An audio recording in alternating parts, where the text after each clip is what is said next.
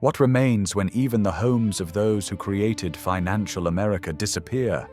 Where to look for the trace of a man who ruled Wall Street but lost his own walls? On the corner of Madison Avenue and 37th Street once stood a house, before which even the noisy New York crowd would pause. Not a palace, but a stone bastion of power, the mansion of John Pierpont Morgan, Jr. Now it is gone. No trace of marble staircases, no vault of a winter garden, no fire in the fireplace where an entire tree burned through the evening. Today, the cold facade line of the Morgan Library stands here, the last reminder of the clan that controlled the very bloodstream of American capital. The history of this house is a story of ambition, inherited along with a debt to his father. Jack Morgan, as his contemporaries called him, was born not in luxury, but in the shadow of a giant. His father, John Pierpont Morgan Sr., by the time of his son's birth, already controlled railroads, banks, steel, and even politics. But in Jack's childhood, the family home on Madison Avenue looked more like a fortress than a family nest. Behind heavy oak doors lay offices where the fates of corporations were decided.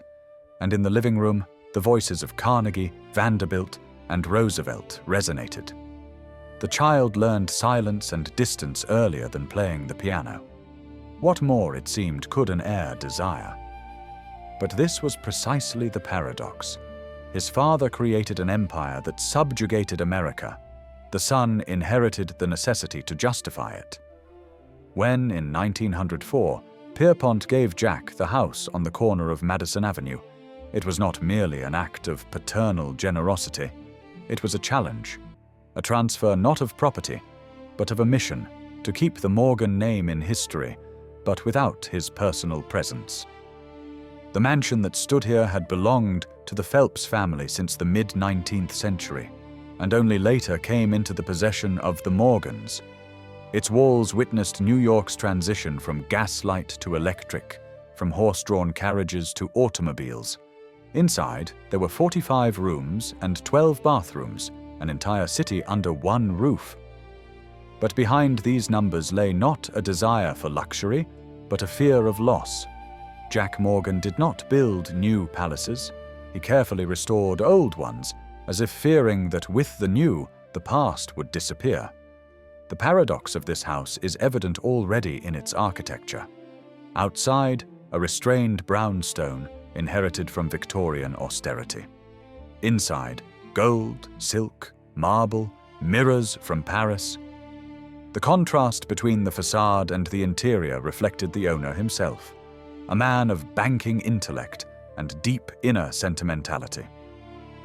In the evenings, he would sit by the window overlooking the garden, laid out in place of the neighboring house, which his father had demolished, and gaze for a long time at the flickering lights. No one knew that it was in this garden that he first uttered the phrase, later recorded by his secretary: "We manage money, but we do not own time." While the city raised skyscrapers upwards, Morgan Jr. arranged his own skyscraper inwards, a house where each room lifted him higher and higher above the street noise. But time proved stronger than stone. When, decades later, Wall Street began to change, this house became a symbol of what cannot be saved from the speed of capital: peace, quiet, and the memory of human measure in a world of numbers. No one knew that soon a second, far more grandiose residence, the country estate Matinecock Point, would repeat the same fate. Its walls would rise, only to then disappear, as if on all maps they were erased by the same hand that once signed banking contracts. Thus begins the story of the house built by the most influential financier of his time, and which Wall Street itself erased from the face of the earth. To understand why John Pierpont Morgan Jr. built his homes like fortresses, one must return to where walls were laid not of stone, but of principles. His lineage began not with gold, but with Puritan strictness. His great-grandfather, Joseph Morgan, was a farmer from Connecticut, a man of labor, not luxury. The family believed that wealth was not a right, but a responsibility. It was in this old new faith that John Pierpont Sr., the future creator of a financial empire, grew up. Pierpont Sr. was not just a banker, he was an architect of trust. In the 19th century, as America built railroads and corporations, he created bridges between capitals, holding them together by word of honor and personal reputation. His philosophy came down to one point: the state can collapse if trust collapses. For him, a bank was a temple of order, and a home, a reflection of that temple. Therefore, the mansion on Madison Avenue was not just a dwelling. It was a manifesto, wealth as a form of debt to society. Jack Morgan inherited not so much millions as his father's shadow. He received power, but along with it, the fear of squandering the trust that Pierpont Sr. had forged for decades. His own life became an attempt to reconcile two worlds, the world of old money, where honor stood above profit, and the new age of machines, advertising, and speculation. Jack received his education at Harvard, then attended banking school in London, where he adopted British restraint, an almost aristocratic demeanor. He wore grey suits, spoke softly, avoided publicity. All this was a shield against the hustle and bustle of new America. But within this shield hid a man with a keen sense of responsibility and hidden anxiety. One trait distinguished him: he could not stand ostentatious wealth. Even his watch was without engraving. When he took over J.P. Morgan & Consort, he encountered a new era, an age of stock market speculation and loss of ethics. The world demanded quick decisions, while Jack believed in slow, measured steps. This internal conflict became his first true enemy. He inherited an imperial machine, but did not want to be its face. His father acted like a monarch, he like a steward of conscience. Paradoxically, it was restraint that made him stronger. During the financial crisis of 1907, when markets collapsed, Jack did not rush into speculation, but opened credit lines for competitors, saving not only them, but also the reputation of his own name. This was his first strategy for success: to protect others in order to preserve himself. He acted as his father had taught, through order, not through risk. But the moral legacy also had a downside. Where others saw enjoyment in wealth, he saw obligation. His luxury was deliberate, almost ascetic. In the house on Madison Avenue, there was no superfluous glitter. Gold merely emphasized structure, not luxury. Even the garden, laid out on the site of the demolished house, was designed not for beauty, but for tranquility. A place where the noise of Wall Street could be hidden behind a green wall. Within these walls, his philosophy was reflected. Every stone, an obligation; every room, a remembrance of duty. He did not believe in the demonstration of power, he believed in its silence. And yet, the stronger the walls became, the deeper grew the feeling of internal emptiness. Jack Morgan built houses, but it seems he was trying to build himself, within boundaries that would one day become his prison. It was then that fate would lead him to an encounter that would change not only his personal life, but also the architectural destiny of the clan. In this encounter, two worlds would merge, the old Puritan and the new industrial. And from this union, a mansion would rise, which would become the loudest and most fragile symbol of the Morgan family's power. When Jack Morgan married Jane Norton Grew, daughter of an industrial magnate from Buffalo, the event passed quietly, without newspaper headlines or balls. But it was precisely this union that became a strategic bridge between old banking dynasties and new industrial America. Jane brought into the home not only a dowry, but also another breath of the era. Soft, bright, almost domestic. Where Jack thought in terms of duty, she saw in wealth a space for living. With their marriage, a new chapter began, a fusion of reason and emotion, shrewdness and comfort. Jane adored art and architecture, and it was under her influence that the mansion on Madison Avenue truly came alive for the first time. She commissioned architect Robertson for the interior redesign: marble from Italy, stucco from Paris, tapestries from Flanders. But in this luxury there was no ostentatious wealth. Every element spoke of taste, not of power.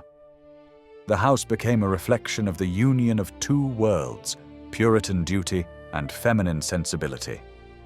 Rooms appeared that had not existed before in the Morgan world: a winter garden, a music salon, a library with soft light instead of formal lamps. Even Jack's study now resembled not a fortress, but a place of contemplation.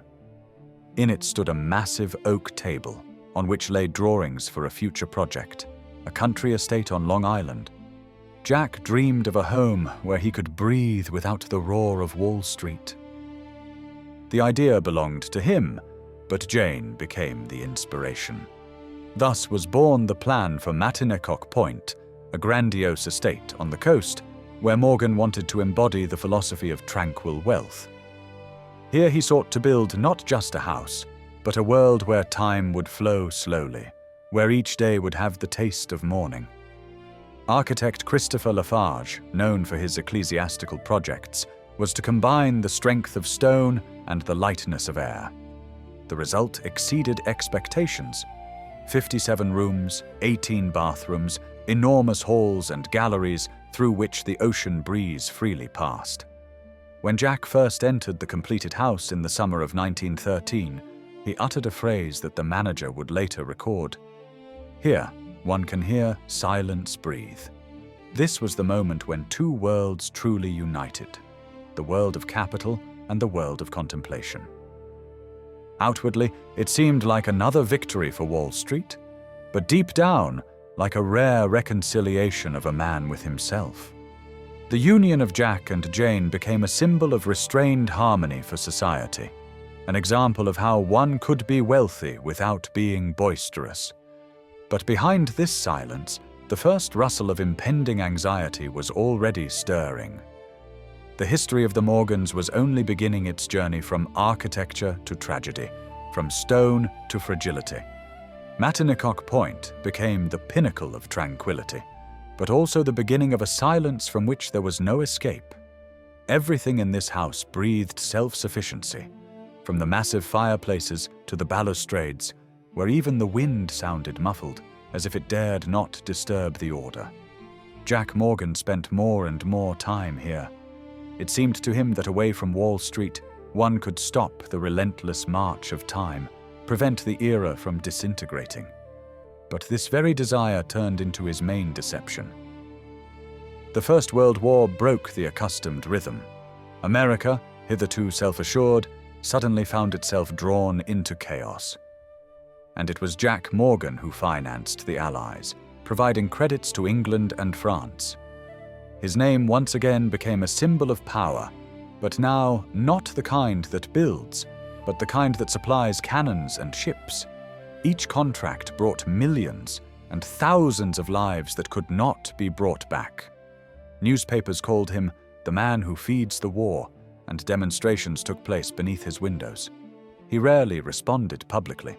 Only once did he tell a journalist, "If I could, I would finance peace." But peace was not within his power. With each passing year, the mansion on Long Island grew emptier. Jane devoted herself to charity, setting up hospitals and shelters, while Jack increasingly left for the city, not out of a desire to work, but to hide from his own tranquility. After the war, a new storm arrived, the 20s. New York became a city of speed, jazz, stock exchanges, automobiles. And Morgan remained a man of the 19th century, caught in a new era. His firm still held the market, but internally he was already losing, not to competitors, but to time. He no longer believed that wealth could retain meaning. In the evenings, he sat in the library at Matinecock Point, lit a single candle, and read his father's letters, in which he wrote, "Strength is confidence in tomorrow." Jack understood that he no longer possessed this confidence. In 1929, when the market collapsed, he was warned. He remained silent. For him, the crisis was not a catastrophe, but merely the completion of the inevitable. "The market didn't collapse yesterday," he told his assistant. "It was collapsing all along, we just didn't notice." He secluded himself in the house, refused interviews, and stopped appearing at receptions. For the first time, the walls that were meant to protect became a boundary between him and the world. Matinecock Point transformed into a phantom, dwelling among the living. Jane died before him, quietly, almost imperceptibly. After her death, the house became utterly empty. Jack wandered through the halls where music once played and heard only echoes. His sons had left, the servants grew old, the garden became overgrown. Only the sea remained unchanged and reminded him of time that cannot be stopped. He died in 43 in one of the small rooms where he once wrote letters to partners. His body was sent to New York, and the house remained standing over the bay like a vast stone pause. Several years later, the building was sold, then abandoned, and eventually demolished. Where the Morgan Mansion once stood, there is now a green field, and the wind still blows from the ocean. No plaque, no memory. As if the house, which was the embodiment of power, had never existed. Wall Street, which Morgan had once saved, erased the trace of his life. And yet, if one walks along the shore on a foggy morning, it seems that in the distance, the silhouette of a tower can be seen, and from there comes the faint sound of clocks, the last one still ticking in the rhythm of the 19th century. When Jack Morgan passed away, the house still stood, enormous, solitary, with windows behind which no light burned. But the real tragedy began not with his death, but with the fact that no one wanted to save this house. His children did not share their father's sentiment for the place. They lived in a different time, in an era of skyscrapers, telephones, fast travel. For them, Matinecock Point was not a legacy, but a burden. In the 50s, the tax on maintaining the estate became unbearable. Thousands of acres of land, marble terraces, a private power station, all this required dozens of workers. One of the last managers recalled that by the end of the decade, only 2 elderly maids lived in the house, ensuring the roof did not collapse. In the halls where orchestras once played, buckets now stood to collect rainwater. Morgan's children tried to sell the mansion, but no one wanted to buy a reminder of the past. Too expensive, too large, too alien to the new era. One newspaper wrote, "The luxury of the 19th century can no longer exist in the economy of the 20th. Thus, the house, created as a symbol of eternity, found itself outside of history. This tragedy was not material, but moral. The house, built on the idea of preservation, became an example of the impossibility of preserving. The family whose name determined the fates of nations could not even hold on to its own walls. Jack Morgan strived for order and control, but the world he built itself rejected these principles. When the mansion was finally demolished in 63, no one from the family was present. Workers dismantled the towers and columns as if they were parts of a long-dead organism. One eyewitness, a local photographer, later said, "When the dust settled, it seemed as if a piece of cloud had disappeared from the sky." This story is not about the destruction of a building, but about the loss of meaning.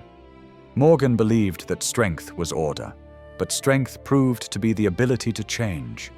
His house could not do that.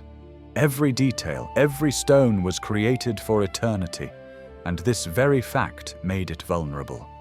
Morgan's moral conflict lies in the fact that he was a man capable of building an empire, but incapable of letting go of the past. He saved the American economy, but failed to save his own legacy. His wealth became a monument to a time when success was measured not by meaning, but by scale. And yet there is something human in this loss. Morgan's greatness did not disappear with the house, it merely changed form. His name lives on in libraries, museums, and foundations, where money, once serving power, now serves knowledge. But if one listens deeper to this story, beyond all the numbers, foundations, and names, another sound is heard.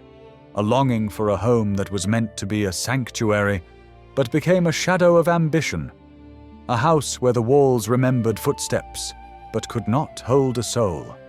And perhaps it is precisely in this that its truest tragedy lies.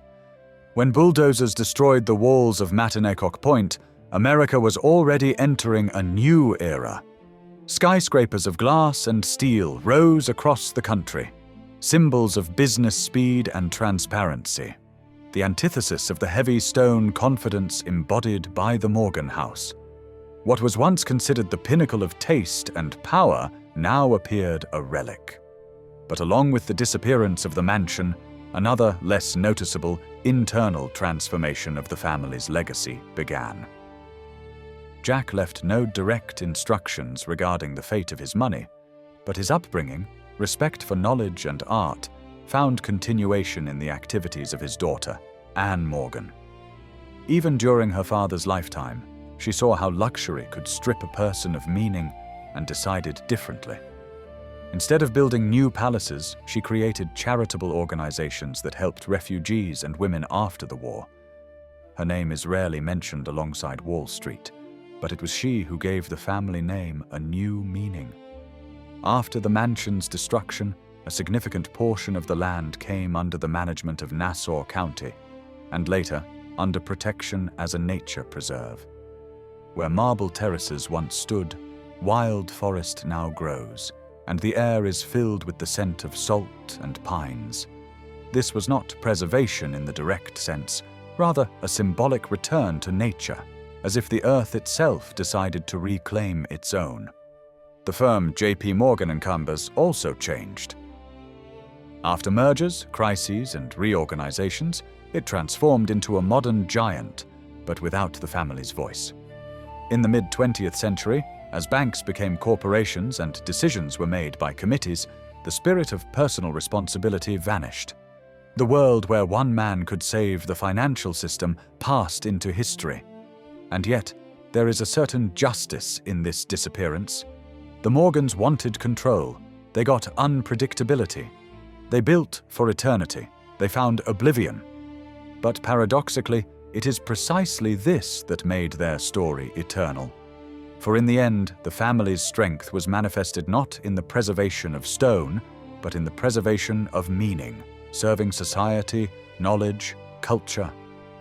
In New York on Fifth Avenue stands the Pierpont Morgan Library, more modest than his mansion, but far more enduring. Here, the footsteps of servants and the clinking of glasses are not heard, but every day hundreds of people come to touch upon the idea for which Morgan perhaps lived, to connect money and knowledge, matter and spirit. Thus, the tragedy of the house transformed into a metaphor for the country. America, like Jack Morgan, had to lose its palaces to learn to build not upwards, but inwards towards meaning. And although the stone walls on Long Island have long disappeared, the idea they carried continues to live. Power passes, but knowledge remains. Today, the place where Matanecock Point once stood seems serene. A gentle slope, pine crowns, the glimmer of the bay in the morning mist. Nothing recalls the marble, gold, or staircases climbed by world-renowned guests. But if one stops and listens, one feels a strange presence, not a ghost, but an echo of an era when faith in eternity was stronger than fear of time. Morgan's house disappeared, but not its meaning. Historians often say that the mansion on Long Island symbolized the transition from old America to new. Its destruction became a metaphor for the end of the Gilded Age, an era where wealth was considered proof of virtue and beauty was measured by size. Wall Street, which erased the mansion of its chief patron, seemed to acknowledge the world built on the personal will of one man was no longer needed. Now, instead of family homes, there remained banks, funds, exchanges, faceless, yet stable. And yet, the paradox is that Morgan's idea triumphed in another form. He He wanted to connect capital and culture, and he achieved it. His library became a temple of knowledge, visited by students, historians, researchers. Its halls house the Gutenberg Bible, letters from Catherine the Great, Mozart's scores, things worth building for. Not walls, but meaning. Not power, but enlightenment. This is the philosophical culmination of the entire story. A man who began with money ended his life in a world of ideas.